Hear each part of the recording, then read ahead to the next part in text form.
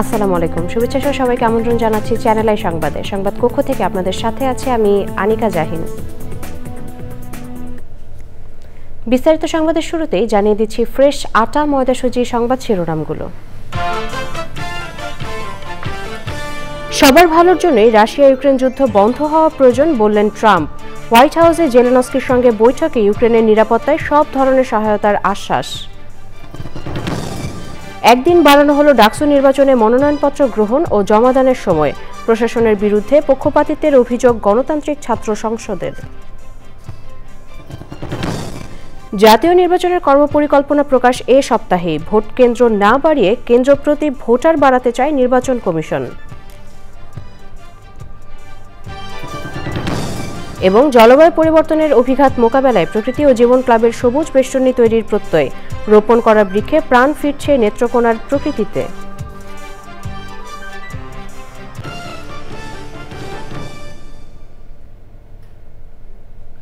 বিস্তারিত সংবাদের শুরুতেই জানিয়ে দিচ্ছি ফ্রেশ আটা সংবাদ শিরোনামগুলো জানাচ্ছিলাম। এখনকার এই সংবাদ আয়োজন একই সঙ্গে চ্যানেলের ইউটিউব চ্যানেল এবং চ্যানেলের ওটিটি প্ল্যাটফর্ম আইস্ক্রিনে লাইভ স্ট্রিম হচ্ছে।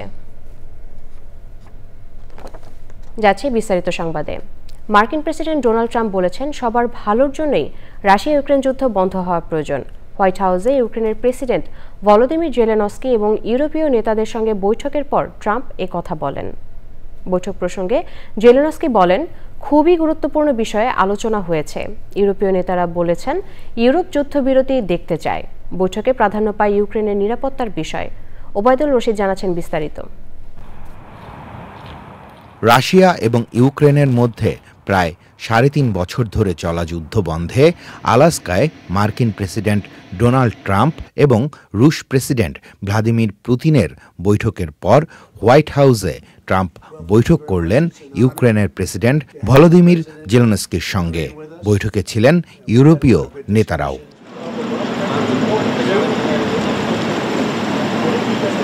ইউক্রেনের প্রেসিডেন্ট হোয়াইট হাউসে পৌঁছালে তাকে উষ্ণ অভ্যর্থনা জানান মার্কিন প্রেসিডেন্ট। পরে দ্বিপাক্ষিক বৈঠক করেন তারা। ওভাল অফিসে সাংবাদিকদের মুখোমুখি হন জেলেনস্কি ও ট্রাম্প।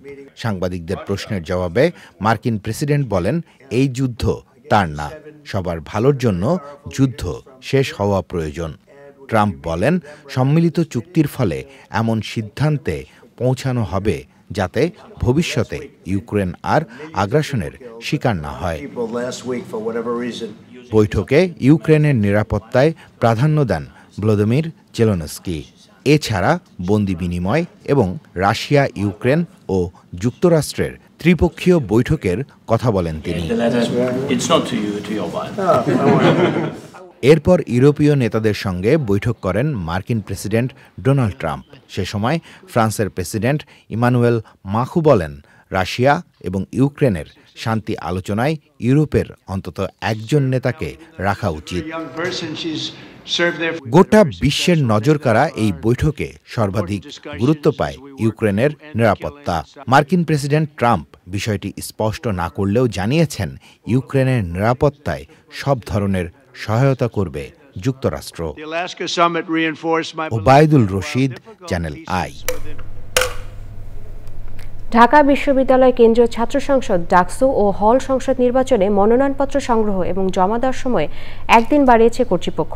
তবে বাংলাদেশ গণতান্ত্রিক ছাত্র সংসদ অভিযোগ করেছে ছাত্রদলকে সুবিধা দিতে সময় বাড়ানো হয়েছে।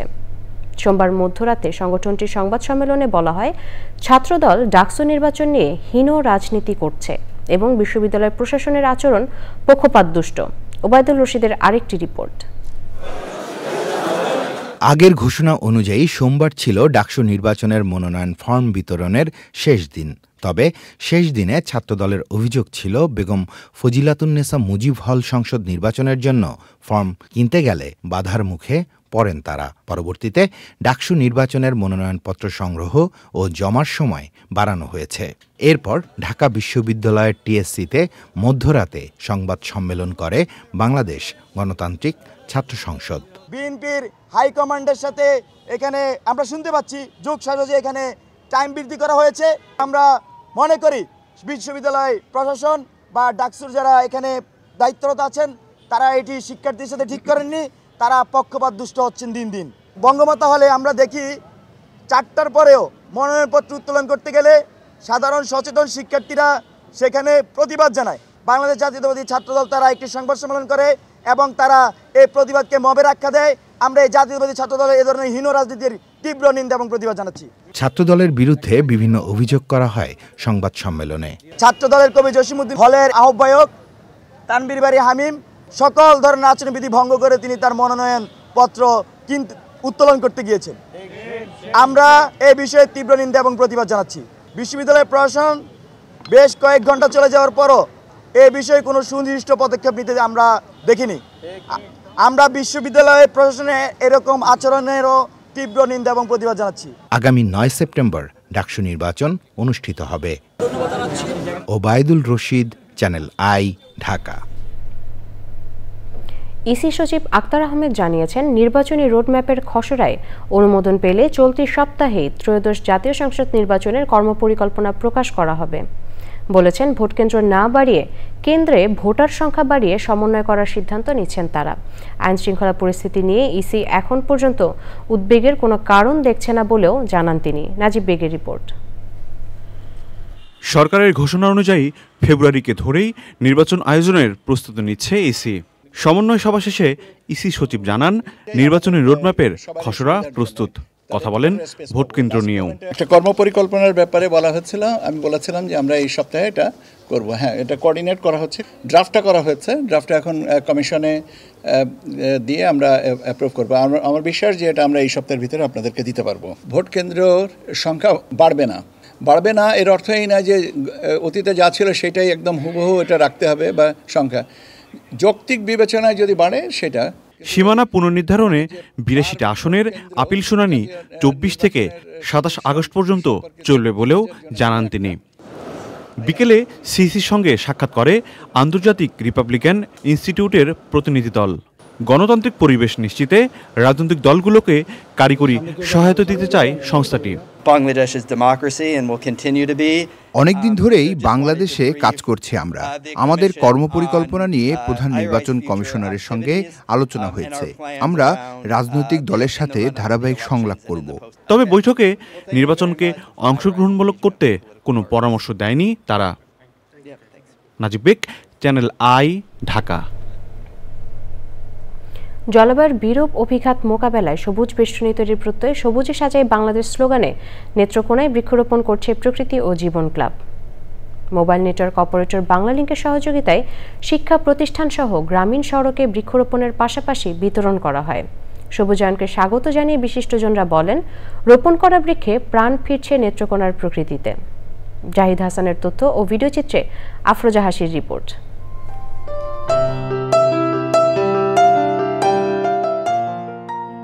অথই জলরাশির হাওর, বিস্তীর্ণ সমতল ভূমি আর পাহাড়ি অঞ্চলের বৈচিত্র্যময় প্রকৃতি ও জীবনাচারের জেলা নেত্রকোনা। প্রাকৃতিক সৌন্দর্যের লীলাভূমি এই জেলায় প্রতিনিয়তই কমছে বনাঞ্চল।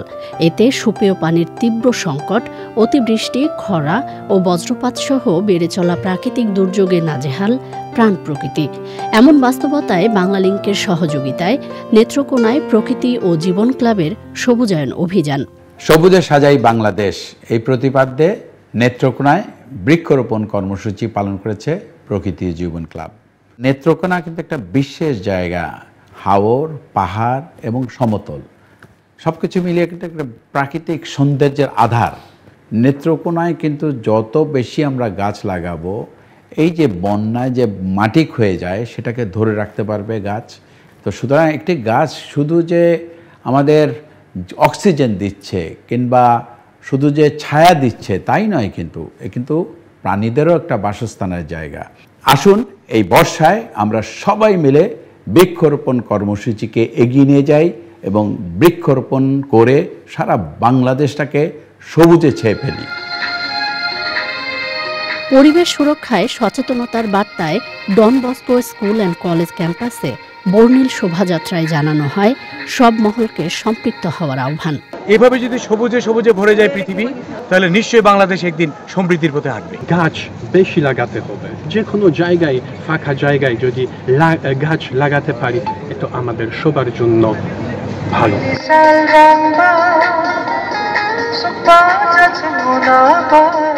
ধরিত্রী রক্ষার প্রত্যয়ে সবুজ উৎসবে মেতে ওঠে বিভিন্ন শিক্ষা প্রতিষ্ঠানের শিক্ষার্থীরা। মা যেমন তার সন্তানকে আগলে রাখে, তেমনি গাছ আমাদের বিভিন্ন প্রাকৃতিক দুর্যোগ থেকে রক্ষা করে থাকে। মোট আয়তনের 25% বনভূমি থাকা প্রয়োজন, তাই আমাদের বেশি বেশি গাছ লাগাতে হবে। হুমকিতে থাকা সভ্যতা রক্ষায় বৃক্ষরোপণ ও পরিচর্যায় জোর দেন বিশিষ্টজনরা। মানুষের সাথে এবং প্রকৃতির সাথে যে নিবিড় সম্পর্ক, সেটা টিকিয়ে রাখার জন্য বৃক্ষরোপণ কর্মসূচি চলছে, এটাকে সাধুবাদ জানাই। এই কার্যক্রমের মাধ্যমে আমাদের দেশের যে বৃক্ষের পরিমাণ এটি দিন দিন বৃদ্ধি পাবে এবং আশা করছি সামনের দিনেও তাদের এই কর্মসূচিটি চলমান থাকবে। ভবিষ্যতে নিরাপদ আবাস নিশ্চিতে পরিবেশ সুরক্ষার আন্দোলন বেগবান করার আহ্বান সচেতন মহলের। আফরোজা হাসি, চ্যানেল আই। চট্টগ্রাম নগরীর পিটিআই অডিটোরিয়ামে মন্দির ভিত্তিক শিশু ও গণশিক্ষা কার্যক্রম শীর্ষক কর্মশালা হয়েছে। প্রধান অতিথি ছিলেন ধর্ম উপদেষ্টা ডক্টর আ.ফ.ম. খালিদ হোসেন। তিনি বলেন, কেউ যদি মন্দির, মসজিদ, মাজারে হামলা করে তাদের ঐক্যবদ্ধভাবে প্রতিহত করতে হবে। হামলাকারীদের কোনো রাজনৈতিক পরিচয় নেই, তারা দুর্বৃত্ত। তাদের আইনের আওতায় আনতে সরকার বদ্ধপরিকর। অনুষ্ঠানে আরও বক্তৃতা করেন যুগ্ম সচিব ডক্টর শ্রীকান্ত কুমার চন্দ, বৌদ্ধ ধর্মীয় কল্যাণ ট্রাস্টের ট্রাস্টি অধ্যাপক ববি বড়ুয়া সহ অন্যরা। কোন দুর্বৃত্ত, কোন অসুর, কোন শয়তান, কোন ডেভিল যদি কোন উপাসনালয়, মন্দির, মসজিদ, মাদ্রাসা, মাজারকে অপবিত্র করতে চায়, হামলা চালায়, আমরা একযোগে তাদেরকে প্রতিহত করব। তাদের পরিচয়, তারা দুর্বৃত্ত, তারা ক্রিমিনাল, এবং ক্রিমিনালদেরকে আইনের আওতায় এনে শাস্তি দিতে সরকার প্রতিশ্রুতিবদ্ধ। এবারে কৃষি সংবাদ।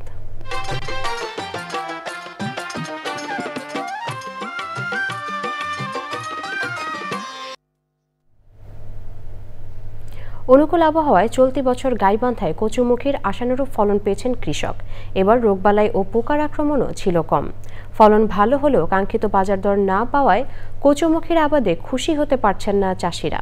গাইবান্ধা প্রতিনিধি ফারুক হোসেনের তথ্য ও ভিডিওচিত্রে আল মুকসিদের রিপোর্ট। জেলার এবার 7 উপজেলার অনেক এলাকাতেই কচুরমুখীর চাষ হয়েছে।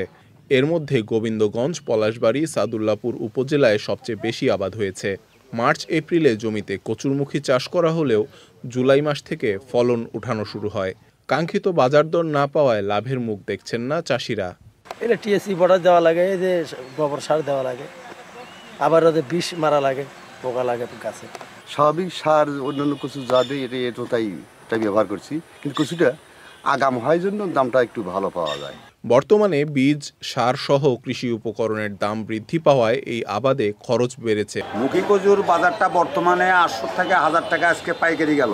হচ্ছে বৃষ্টির কারণে একটু আমদানি কম। হ্যাঁ, খুচরো বিক্রি ধরেন আপনার 30 থেকে 35 টাকা। উৎপাদনের শুরুতেই বাজারে প্রতি মন কচু 2500 টাকায় বিক্রি হলেও এখন তা বিক্রি হচ্ছে 900 থেকে 1000 টাকা দরে। থেকে 1400-1600 এরকম ছিল, এখন একবারে 700-800 টাকা আচ্ছা বাজার। এই 120 টাকা মন বাসা তোলা করে মহিলা মানুষ 800 টাকা, পুরুষ মানুষ 500-600 টাকা দাম। চাষিদের প্রযুক্তিগত সহযোগিতা দেওয়ার পাশাপাশি জমি থেকে পর্যায়ক্রমে কচু উঠানোর পরামর্শ দিচ্ছে কৃষি বিভাগ। উপজেলা কৃষি অফিসে যত কর্মকর্তা কর্মচারী এবং উপসহকারী কৃষি কর্মকর্তা সহ যারা আছেন তারা দিনকে দিন কৃষকদের প্রযুক্তিগত সহায়তা দিচ্ছে এবং মুখী কচু যে রোগবালাই হয় সে সম্পর্কে তাদেরকে সাজেশন দিচ্ছে। উন্নত জাত সম্প্রসারণ, সার ও বীজ সহায়তার পাশাপাশি ন্যায্য মূল্য নিশ্চিত করলে কচুরমুখীর চাষ আগামীতে আরও বৃদ্ধি পাবে বলছেন সংশ্লিষ্টরা। আল মুকসিদ, চ্যানেল আই। এবারে প্রকৃতি সংবাদ।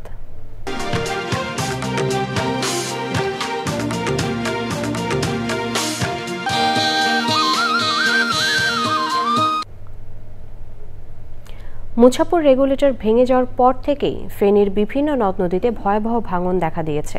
বিলীন হচ্ছে বাড়িঘর, রাস্তাঘাট সহ জনপদ।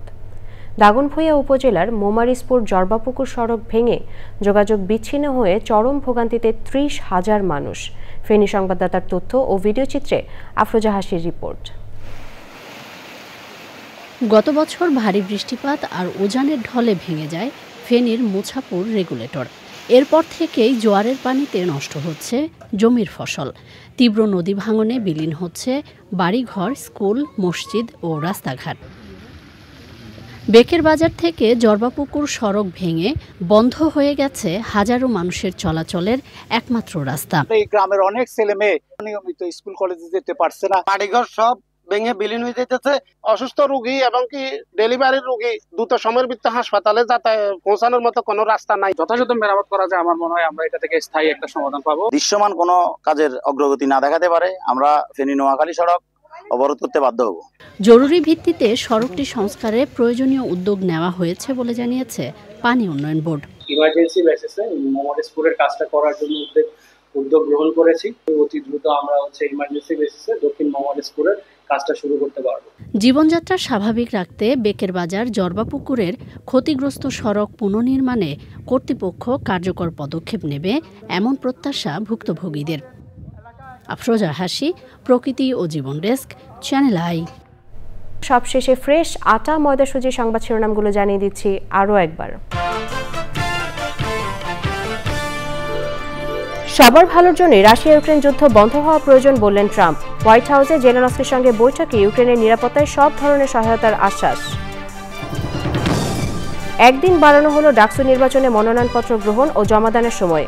প্রশাসনের বিরুদ্ধে পক্ষপাতিত্বর অভিযোগ গণতান্ত্রিক ছাত্র সংসদের। জাতীয় নির্বাচনের কর্মপরিকল্পনা প্রকাশ এ সপ্তাহেই। ভোটকেন্দ্র না বাড়িয়ে কেন্দ্র প্রতি ভোটার বাড়াতে চায় নির্বাচন কমিশন। এবং জলবায়ু পরিবর্তনের অভিঘাত মোকাবেলায় প্রকৃতি ও জীবন ক্লাবের সবুজ বেষ্টনী তৈরির প্রত্যয়। রোপণ করা বৃক্ষে প্রাণ ফিরছে নেত্রকোনার প্রকৃতিতে।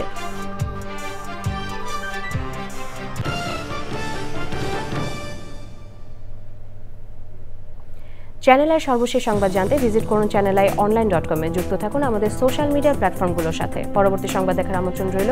এতক্ষণ সাথে থাকার জন্য সবাইকে অসংখ্য ধন্যবাদ।